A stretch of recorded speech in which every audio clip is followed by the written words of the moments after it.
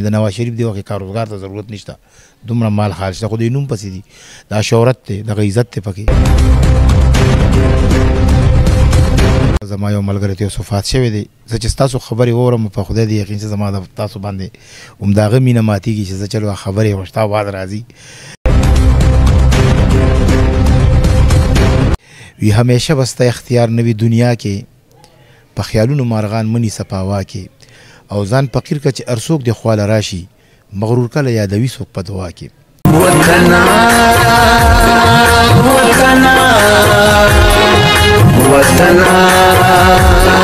سلامونه ګرانو کتونکو، هیله لرم چې تاسو به ټول روغ جوړ او خوشحاله یاست. زه ستاسو کوربه اعظم خان مندوخیل، تاسو ګورئ وطن چینل. ګرانو کتونکو، پښتو فلم انډسټري یو نوی فلم د کتونکو دپاره تیاروي. د دې فلم نوم دی قربان د جانان.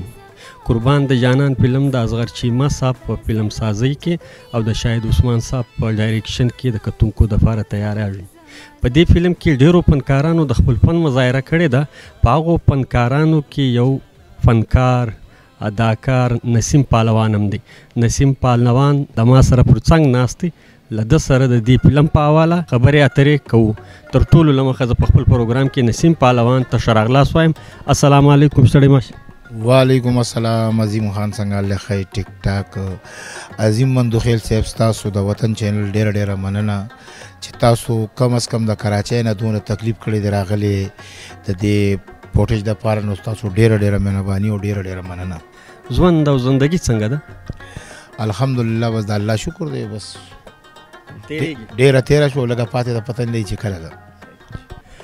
دا ماته ووایه، نن د په یو نوي پوزیشن کې وینم، تاسو به ما چېرته ولیدلې، ته به په شلوار او کمیس کې وې، نن په پینټ شرټ کې داسې ښکارې لکه د هالیوډ فنکار. څه وایې په دې حواله؟ یاره جي ستاسو نظر ماشاءالله ښه دی، خدای هم د بدو سترګو ساتو. موږ دونه خاص خو نه یو، خو بهرحال عثمان صاحب دا ځل یو کرکټر یو چینج غوندې دغه و، دې دپاره دا پوره سیسټم نه ما پس ټایم و د دې څیزونه اچولو. خو بهرحال چې دغه شو نو څنګه تاسو ووایئ نو داسې ټولو ملګرو ووایي چې یاره ډېر ښه کرکټر هم داسې ښه کرکټر دی چې یعنې د فلم یو بیس دی، یو دغه دی. نو امید د ربه لرم چې ملګري کتونکي به هم خوښوي. نسیم وروره، تا په ډېرو فلمانو کې کار کړی دی. په دې ټولو فلمانو کې یو دا فلم دی چې ما او تا پر سیټ باندې ناست یو، مرکه کوو. په دې فلم کې نوي فنکاران هم د خپل فن مظاهره کوي. په پښتو فلم کې د نوي فنکارانو ضرورت شته او که نه؟ جی بالکل ضرورت شته، او موجوده چې کوم لګیا دي بیکارجاني ته دا یو ګولډن یو غټ چانس ملو دی. الله دې کامیاب کړي. زموږ یار دی یا اصغر چیمه شو، دا یو سټرګل شروع دی زرغونه چینل دپاره. د دوی ډېر ښه ډرامې دي د هغې نه، او د خوا فلم هم چې کوم دی نو کوشش دی یو پسې بل بل پسې بل، لکه جانان ملنګې شو، جانان شو، داسې یو پسې عشق مبارک دا پسې دا راغی. نو کار کوشش د دې دا دی چې موږ یو نوې طرف ته لاړ شو. ضرورت خو شته، څنګه چې علم دریاب دی داسې فلم هم یو دریاب دی، دې کې د هر چا ضرورت شته، او د هر قسم آرټسټانو پکې شته، د مشرانو شته، د کشرانو شته، د ماشومانو شته، د لیډي شته، د هر چا شته. چانس ورته میلو شي، بیا عوام خوښونکي دي چې بیا هغوی وګوري چې یاره دا آرټسټ د کار ښه دی، بس هغه بیا خلک سپورټ کوي. قربان د جانان فلم په یو نوي طرز باندې، جدید طرز باندې پکچرایز کیږي. په جدید طرز فلمان جوړول به د پښتو فلم انډسټري دپاره ګټور وي او که نه؟ جی د دې باره کې خو به زه ده ووایم چې دا د عوامو فیصله ده چې کتونکي خوښي او راځي، نو ظاهره خبر ده همداسې به جوړوي. او شاهد عثمان یو ښه ټیکنیشن دی، یعنې یو ښه ډایرکشن دی، او دې کې دغه چې کوم دی مکالمې سید تاکالي صاحب، د سید تاکالي صاحب مکالمې داسې چې اکټر یې وایي نو د هغه په خوله باندې هسې وله مزه ورکوي، او بیا پکلی په مخلي. نو داسې ورسره جنګریز صاحب، داسې ورسره نور کوم زموږ آرټسټان دي که نه، نو هغه ټوټل بیا اصف خان جي صاحب دی په کاسټنګ کې، عمران خټک صاحب دی، بیا خالد یاسمین ده، بیا داسې ورپسې راځه راځه وسې وغیره وغیره. زوړ آرټسټانو دلبر منیر صاحب دی کوم چې د بدر منیر صاحب زوی دی، او زموږ درواره په شانته دی. نو دا ټولو ته یو ښه ګولډن چانس میلو دی، لګیا دي پکې. فلم لو سټوري یا ایکشن، په دې دواړو کې کم فلم د سینماو دپاره ګټور دی؟ نو ګټوره فیصله خو عمده مخامخ خلک کوي کوم چې په سکرین ګوري، دوی چې کم فلم بزنس سیوا وکړو نو دا خو دغه دپاره څوک نه کوي که نه، دا هم د بزنس دپاره کاروبار دی. نو چې بزنس دپاره کوي نو چې کم ظاهره خبره ده چې کم بزنس زیات کوي نو بس بیا هر سړي ذهن ومخ واځي. اوس که دا لو والا کاته خلکو خوښه کړه خو دې خوا به وي که نه، دې خوا به جوړېږي که نه، اخوا اکشن خلک خوښوي بیا به د اکشن طرف ته ځي. بس دغه څیز د عوامو لاس کې فیصله ده چې هغوی څه وایي نو هغسې کېږي. نسیم وروره په عام ژوند کې خوار انسان کرکټر چې کوم دی لوبوي، د فلم د اداکاري کرکټر او د عام ژوند کرکټر په دې کې څومره فرق دی؟ یاره صادق استاد ویلي دي په خپله جرم یو لوی سفر دی که نه، دنیا کې هر څوک یو ډرایور دی او د مرګ اډه باندې اخر به خو مدرېږم. نو عام زندگی او د فلم زندگی بس یو دا چې فلم کې مونږ څه ښایو دا 50 شوي، دا یو مسله تېره شوي، دا به بیا مونږ هغه دوباره خلکو ته رینیول کړو، هغه وګوري. نو هغې نه که څوک سبق اخلي هغه هم ترې اخیستی شي چې ښه د ښه او بد د بدو په بدل دي. او بل د دې کتونکو هم ډېر شکرګزار یو که نه چې تقریبا اوس مخکې خو به چې ته مونږ 100 کاله پس مونږ یو انټرویو به کوله او اوس تاسو د برکته د ملګري کوم کتونکي دي دوی زمونږ انټرویو ګوري، د دې ملګرو ټولو شکریا ادا کوو که هغه په لر دي که په بر دي که په پوره وړ دي، چې څومره ملګري مسافر دي نو زمونږ ټولو ته په دواړه لاسه سلام دی. او که په خبرو کې څه کمې پیښې وي مونږ د هغې نه معذرت غواړو او مخکې انشاءالله چې تاسو څه وایي نو هغې به سره لګوي. نسیم وروره تا ټول ژوند پښتو فلم انډسټري ته ورکړي، له انډسټري د څه ګټه وکړه او که نه؟ نه ګټه خو نه، بس دا وخت پکې تېرېږي، بس دغه یو ګټه ده او یو نوم پکې شته.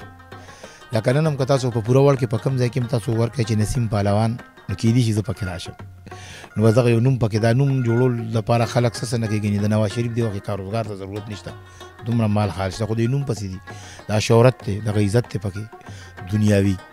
او بس مونږ الله نه دا سوال دی چې خدای دنیا او آخرت هم دواړه ښه کړي، ولې دا خو زمونږ هغه وختي طور یو لین دین یو زندگی ده روانه ده پکې، بس وخت تېر شو. نسیم پهلوان خو جهان پیژني، ټول پښتانه یې پیژني، په مختلفو چینلو باندې د مختلفې انټرویوانې راغلي دي. نسیم پهلوان زړه څه غواړي چې زه په فلم انډسټري کې له کمې درجې ته ورسم؟ یاره بس دا داسې یو خوب دی چې د ډېرو کمو خلکو رښتیا کېږي. فلم انډسټري چې یو سړي یو سوچي چېرې زه به مقام ته به ځم او د ایکټینګ شوق کې د بل څه شوق نه دیږي، بیا چا نه ډایرکټر جوړ شي، چا نه څه جوړ شي، مختلف شعبه ته جوړ شي. ګنې دلته چې څوک هم راغلي او تا هغه ولټوې که نه هغه به هم د ایکټینګ په حواله راغلي، خو بیا چا نه څه جوړ شي او چا نه څه جوړ نه شي. ډېر خلک به تا ته یایي نسیم پهلوان، ته واقعي پهلوان یې او که نه؟ پهلوانۍ دپاره خلک ډېر غټ سټرګل کوي که نه، هغه به دنګل کوي، پهلواني به کوي، او دا نوم ماته خدای پاک د دې غټ وجود د خاطره همداسې راکړی دی تحفه کې. په پښتو فلم انډسټري کې داسې فنکار چې ستا زړه ته کوز سوی وي هغه فنکار څوک دی؟ هغه الله دې وبخي بدر منیر صاحب چې د هغه زمونږ زړه کې داسې ځای جوړ کړو، او دا اوس چې کوم اکټران دي دا ټول زمونږ وروڼه دي، ټولو دا نه چې مونږ د پاردي د پار دغه نشته، خو بس دغه نه مونږ متاثر وو، زمونږ اکیډمي وه، اصف خان حاجي صاحب دی، داسې تقریبا نور داسې کوم ملګري زمونږ دي. اوس موجوده وخت شاهد صاحب دی، ارباز صاحب دی، جهانگیر صاحب دی، جبګل صاحب دی، څونه سټاران چې زمونږ دي ټول زمونږ دپاره قابل فخر دي. خو بدر صاحب چې کوم نو وی یو ځل چې څوک زړه ته شي دننه نه وځي د زړه نه، هغه نه وځي د زړه نه. په آخر کې د وطن چینل مینوالو ته او ستا کتونکو ته څه پیغام ورکول غواړې؟ زه کوم ملګرو چې دا چینل سبسکرایب کړی نه دی نو سبسکرایب یې کړئ، لایک یې کړئ، نورو ملګرو سره شیر کړئ، او د ټولو ملګرو به ډېره مهرباني وي، شکریا وي. ډېره مننه کور د ودان چې په دومره قیمتي وخت کې د فلم د شوټینګ په وخت کې د مونږ ته ټیم راکړې، ستا یو جان مننه.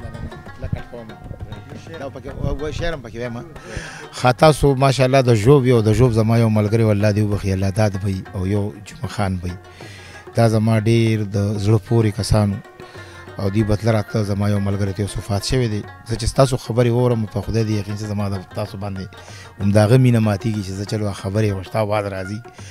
او زه به ده ووایم چې رحمان بابا وایي وی همیشه به ستا اختیار نه وي دنیا کې، په خیالونو مارغان منی سپاوا کې، او ځان فقیر که چې هر څوک دې خواله راشي مغرور کله یادوي څوک په دعا کې.